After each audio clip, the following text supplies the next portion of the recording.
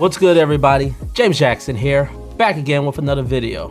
If you're new to my channel, I do tips, tricks, news, and reviews for the film and video making industry.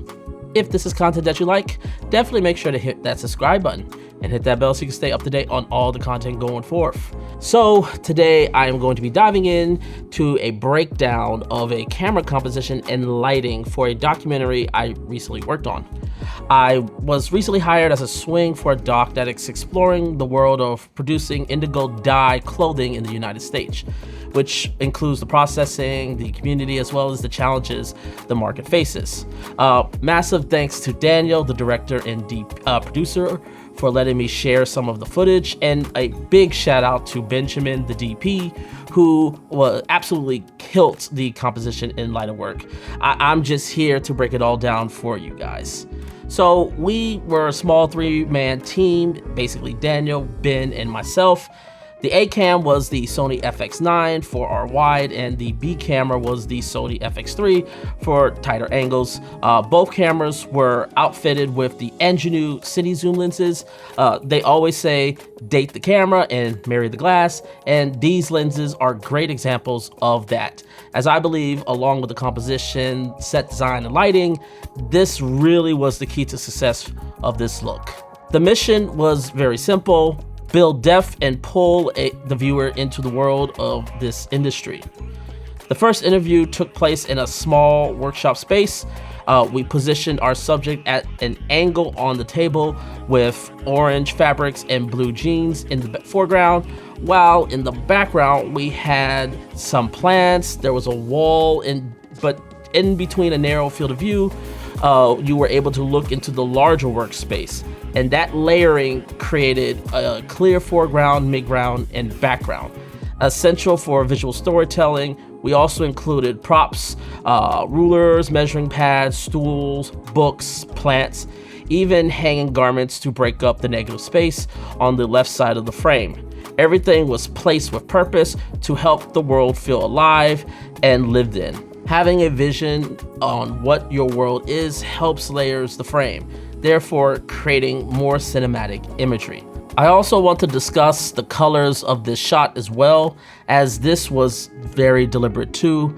As you see in the frame, we have orange and blue coding, which, if you are familiar with the color wheel, these are complementary colors, and complementary colors assist in breaking up the frame and add a bit more energy and dimension to the shot. This same idea is applied to our second interview, but in a much larger space. This time we were in the main workshop area. We had our talent staged once again at an angle of the table, and as you can see, this also creates some strong leading lines from the table, but not just the table, the background, the shelves, as well as the curtains, all pointing back to our subject.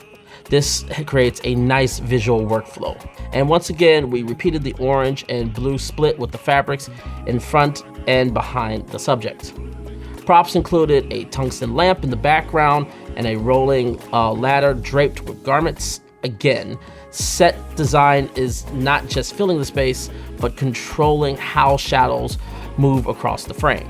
For our lighting, we had three main goals that are pretty common for professionally lighting a scene, and that is control, motivation, and intentional design. When talking about control, this means knowing everything that every light, artificially or naturally, is doing in your scene, and being able to change it to your will. For controlling natural light, we blacked out all the garage door windows with duvet cloth, except for a few that was in the main area for the second one, and that was because the curtains were doing a good job at diffusing the scene.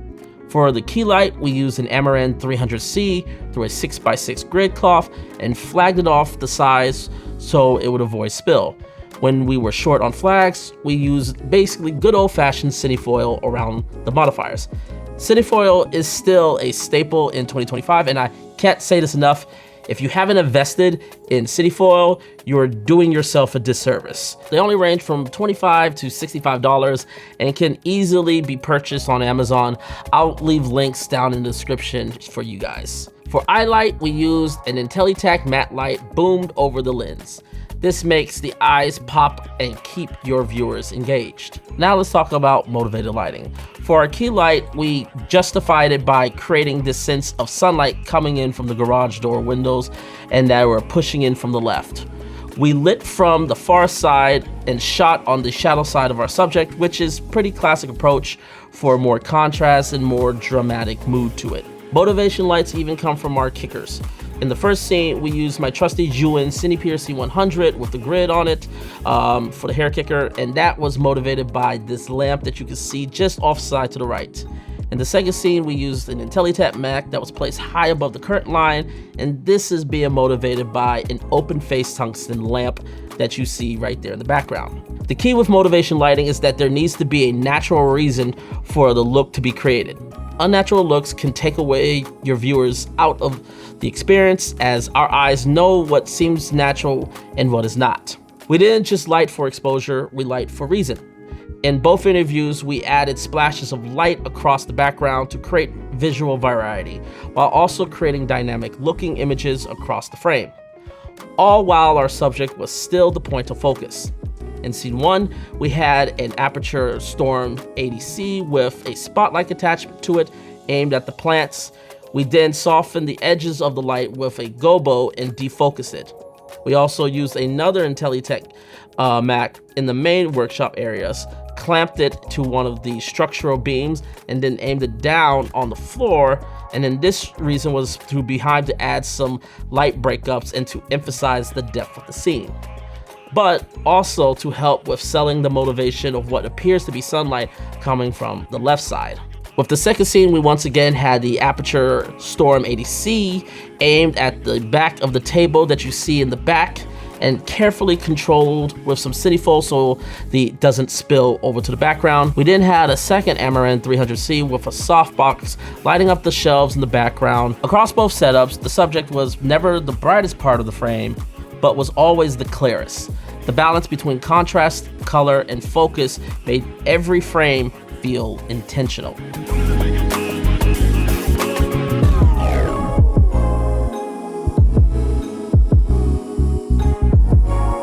Well, this is going to do it for this breakdown. I hope you guys enjoyed this content and this video. So let me know what you guys think, and hopefully I was able to help you guys get some ideas of how you guys can do these lighting up your next shots. If you have any questions, drop them down in the comments. And also, if you haven't, make sure to hit that subscribe button once again. And as always, and until next time, take care, everyone.